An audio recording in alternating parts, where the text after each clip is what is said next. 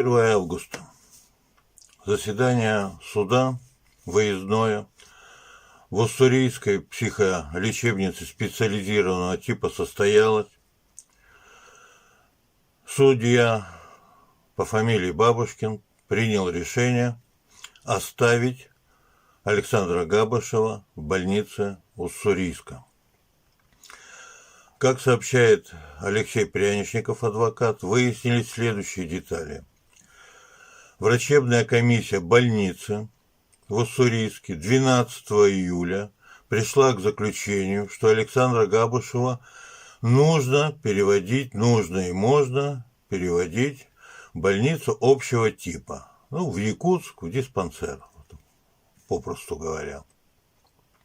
Но 27 июля комиссия врачебная в другом составе неожиданно пришла к заключению, что Александра Габышеву здоровье его вдруг резко ухудшилось, и его надо оставить в Уссурийске.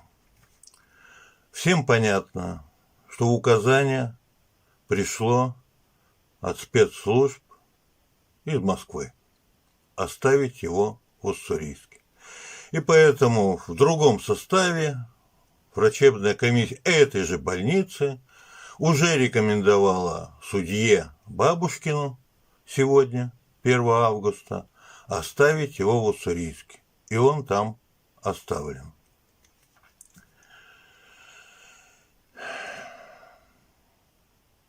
Не хотят